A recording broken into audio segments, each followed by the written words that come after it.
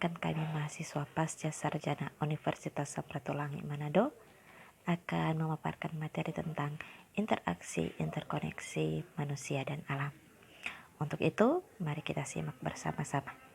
Hubungan manusia, alam, dan mekanisme. Yang mendasari antara hubungan manusia, alam, dan mekanisme ini adalah dari segi perspektif interdisipliner, serta menunjukkan bahwa seseorang itu percaya dan merasa bahwa mereka bagian dari alam.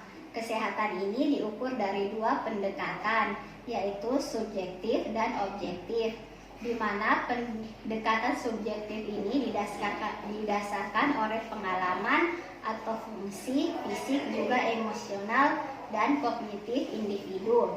Sedangkan pendekatan objektif adalah mengukur variabel-variabel tersebut yang ada dan dapat diukur di luar pengalaman internal individu, seperti kondisi kehidupan atau kebutuhan manusia yang memungkinkan seseorang ini untuk menjalani kehidupan yang baik.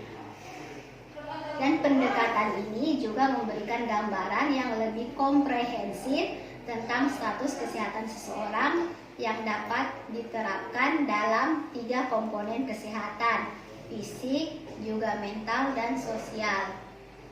Biologi evolusioner adalah menyangkut sifat adaptif yang bervariasi antara kehidupan hewan dan tumbuhan, dibentuk dari genetik dan proses perkembangannya dari waktu ke waktu dengan mengintegrasikan berbagai disiplin ilmu yang berbeda. Contohnya, bagaimana kerentanan penyakit alergi, misalnya pada asma dalam kaitannya dengan penurunan paparan mikroba. Psikologis evolusioner ini adalah bidang ilmu yang berpusat pada adaptasi karakteristik psikologi yang berkembang sebagai respon terhadap keadilan sosial dan ekologi dalam lingkungan manusia. Contohnya seperti seseorang yang fobia terhadap ular. Dan ekonomi sosial ini merupakan suatu metadisiplin di mana ilmu ekonomi ini tertanam dalam perilaku sosial, juga politik dan budaya.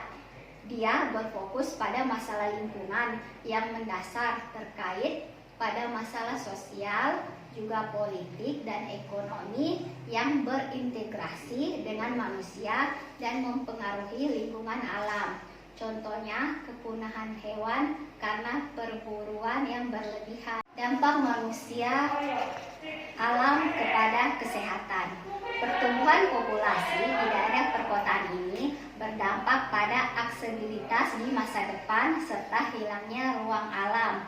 Hal ini tidak juga akan berdampak merugikan secara langsung kepada kesehatan manusia dan non-manusia, tetapi juga pada fungsi dan integritas jasa ekosistem yang menopang produktivitas ekonomi, sehingga biaya untuk mempertahankan komponen sistem sosial ekologi ini akan direkayasa oleh manusia dapat meningkat. Berbagai penyakit kronis serta gangguan kejiwaan akan meningkat, mengakibatkan biaya untuk layanan kesehatan juga dapat meningkat karena penggunaan obat-obatan resep atau intervensi medis juga meningkat yang akan dipengaruhi oleh berbagai pola hidup.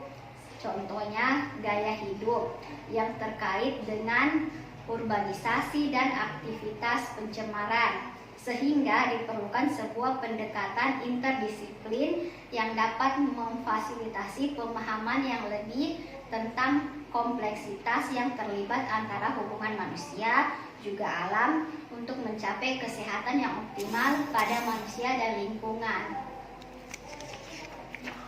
Yang pertama, kesehatan fisik.